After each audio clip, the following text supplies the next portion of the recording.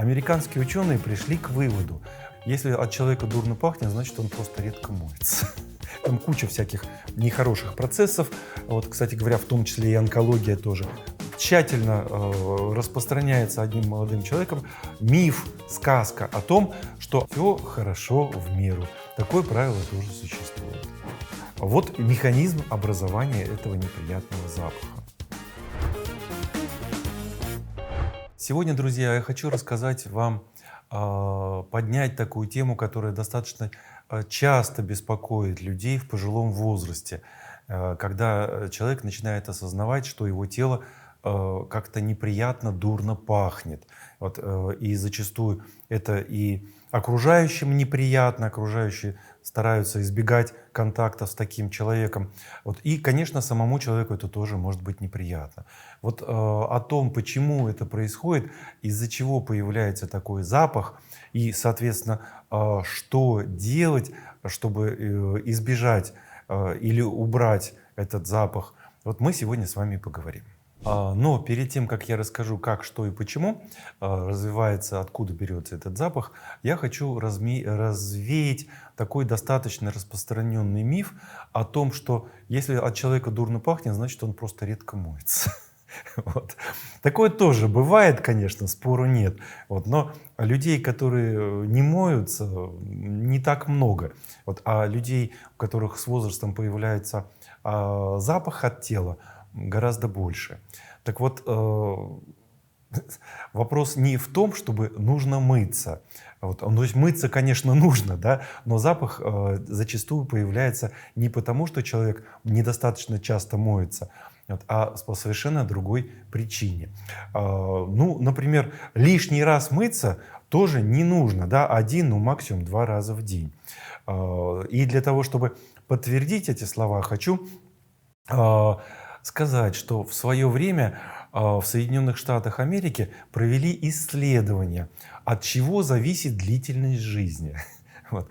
А там больше 20 каких-то параметров было разных. Ну там, чем человек, какой образ жизни ведет, там активный или пассивный, там, когда встает рано или поздно, да, просыпается и так далее, и так далее. И в частности, одним из параметров, по которым шло это исследование, было то, как часто человек моется. Вот. И вы не поверите, но в результате многолетнего этого исследования американские ученые пришли к выводу, что дольше всех живет, то есть от чего зависит длительность жизни, вот они смотрели, да, от каких параметров. Вот. И дольше всех живут люди, которые редко моются. Вот. Представляете себе? Вот. То есть вот оказывается, от чего зависит длительность жизни. Ну, это исследование, это ученые исследования, статистика. Вот. Поэтому, да, мыться, конечно, нужно. Я не призываю ходить грязнулей. Конечно, нужно. Вот. Но все хорошо в меру. Такое правило тоже существует. Обязательно досмотрите это видео до конца. Мы сейчас с вами разберем, из-за чего появляется запах неприятный от тела и, соответственно, как предотвратить его появление. А как мы уже говорили, вот этот неприятный запах, он появляется с возрастом. Да? Не путаем только запах изо рта, это одно. А это мы сейчас говорим про другое, про запах от тела, который происходит. Вот. Запах от тела появляется только с определенным каком-то уже достаточно пожилом возрасте. Почему это происходит? Происходит это по одной простой причине. Помните, мы как-то с вами говорили, что все движение молекул в нашем теле, вообще в теле всех живых существ, идет по градиенту pH, от более кислой среды к более щелочной. Вот.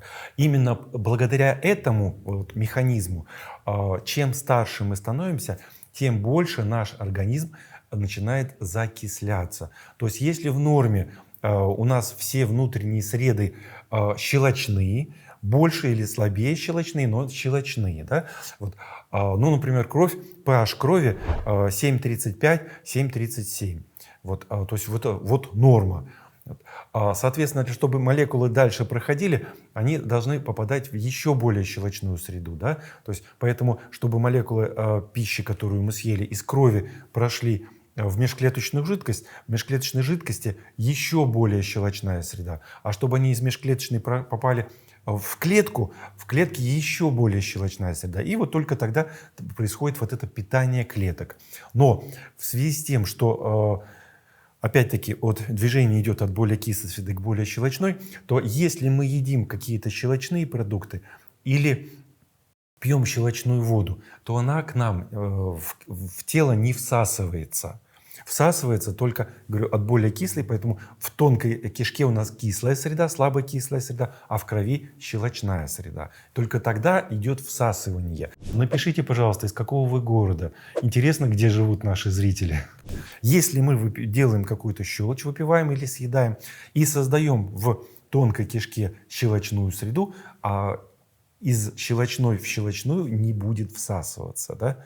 Вот нужно, чтобы была более кислая, тогда только в более щелочную будет идти всасывание питательных вещества. Поэтому мы с течением времени не можем защелочиться. Мы всегда, так вот устроен этот механизм, что мы всегда потихонечку с течением времени закисляем наши внутренние среды. И поскольку нам никто не говорил, каким образом можно восстановить щелочность своих внутренних сред, мы потихонечку закисляемся. И именно вот из-за того, что происходит вот это закисление, в теле нарушаются биохимические процессы, продукты, молекулы тех продуктов, которые мы съели, перестают попадать в клетки, клетки разрушаются, отмираются, и происходит там куча всяких нехороших процессов. Вот, кстати говоря, в том числе и онкология тоже на этом фоне все идет. Вот. Но и происходит с течением времени именно ближе уже к пожилому, к достаточно серьезно пожилому возрасту. Вот. И все эти процессы и вызывают вот этот неприятный запах от тела.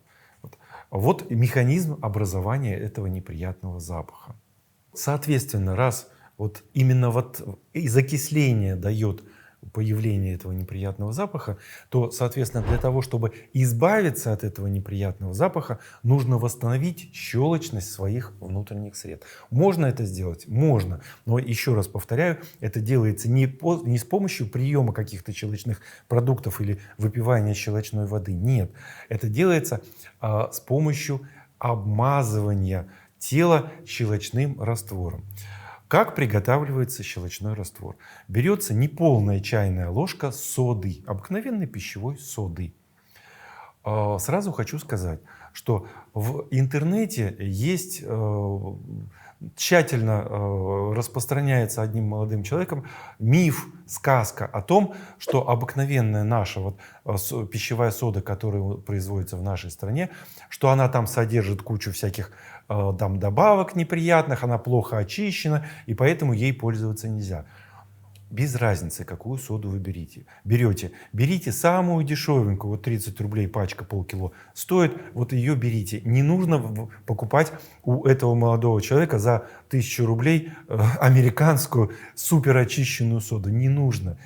Без разницы, какую соду вы берете. Не имеет никакого значения. Берете неполную чайную ложечку соды, заливаете ее кипятком. Стаканом кипятка, то есть 250-300 мл кипятка. Почему? Потому что сода — это соль. Натрий HCO3. Нам эту соль нужно превратить в щелочь, натрий OH. Реакция превращения соли в щелочь идет при помощи воды, при соединении к соде воды. Эта реакция соединения с водой соды идет только при очень высокой температуре, выше 90 градусов. Вот. Поэтому заливаете эту соду только кипятком. Заливаете, начинает выходить углекислый газ. Да? Натрий HCO3 плюс H2O равно CO2 плюс натрий OH. Вот химическая формула того, что мы делаем. Да? То есть мы превращаем соду, превращаем в щелочь, в раствор щелочи, натрий OH. Эта реакция идет с газообразованием. Поэтому размешивайте до тех пор, пока не перестанет выходить углекислый газ. Все, перестали выходить пузырьки газа, все, этот содовый раствор можно охладить и пользоваться им. Пользоваться им можно до тех пор, пока он не закончится. Не обязательно на завтра делать новый раствор. этот раствор вполне будет годен. Единственное, здесь есть нюанс. Если он у вас стоит в открытой кружке, то и достаточно долгое время, то, естественно, с течением времени, там где-то за неделю, за две, вода высыхает, вот, испаряется. Вот, соответственно, концентрация содового раствора увеличивается. Поэтому, если он у вас стоит в открытой посуде достаточно долго, там неделю, две, три, вот, то тогда нужно его разбавлять. Вот. Или делать новый, как хотите. Разбавлять водой обыкновенной, потому что иначе вы получаете слишком большую концентрацию щелочи, и можно получить ожог этой щелочи. Вот. Что после того, как вы приготовили вот этот раствор, вам нужно с ним делать? Вечером перед сном, после того, как помылись, взять и намазать все тело вот этим содовым раствором. И после этого не вытираться. Нужно постоять и подождать, пока этот содовый раствор на вашей коже высохнет. Подписка на канал – это ваш первый шаг к жизни без таблеток и больниц. Поверхность нашего тела где-то порядка 2–2,5 квадратных метров. Если вы наносите этот щелочной раствор на вот эту всю поверхность, достаточно большую, да, вот, и оставляете его, даете ему высохнуть, оставляете его на всю ночь, на 8 часов, то получается такая большая площадь и длительное время аппликации, вот, то самый лучший эффект от восстановления щелочности будет именно вот таким путем. Как это действует? А элементарно просто. Мы же сказали, что движение молекул идет от более кислой среды к более щелочной. Поэтому, когда вы на коже наносите щелочь на кожу снаружи, вот, то через потовые железы, через поры начинают все кислоты, которые находятся в потовых железах, в вашей крови, в вашей лимфе, в межклеточном пространстве, начинают вытягиваться вот этим щелочным раствором сюда наружу. И, соответственно, поскольку я уже сказал, площадь большая, время аппликации большое, то есть это один из самых действенных и достаточно, ну, не знаю, можно ли сказать, что скоро действующих методов, потому что реально все равно это даже не месяцы, это год, полтора, может быть, два, нужно вот это все делать для того, чтобы восстановить щелочность своих внутренних сред. Но лучше это делать, а еще лучше, если начинать это делать заранее, не дожидаясь того возраста, когда у вас тело начнет пахнуть. Вот, то в любом случае вы имеете возможность вот таким образом защелочиться, восстановить щелочность своих внутренних сред. А поскольку я уже говорил, что и онкология, злокачественные опухоли тоже растут именно на фоне закисления, то этот же метод вы можете использовать еще и для профилактики развития онкологии в своем теле. Вот как это все просто делается, дорогие друзья. Еще больше роликов про пользу соды и про то, как раскислить свои внутренние среды, смотрите на канале в наших роликах, ссылочки на которые мы приводим в описании. Дорогие друзья, поэтому, если вы уже в пожилом возрасте и начинаете замечать, что от вашего тела исходит какой-то неприятный запах, то не надо мыться 10 раз в день. Достаточно 1–2 раза. Вот, но это показатель того, что пора уже убрать избыточное закисление своих внутренних сред. Начинайте использовать вот этот метод, который я уже вам сказал, вот, и приводите свое тело в порядок. И все у вас будет хорошо. И запах исчезнет, и онкологии избежите. Если вам было полезно это видео, ставьте лайк, жмите на колокольчик, подписывайтесь. Всего вам доброго, будьте здоровы!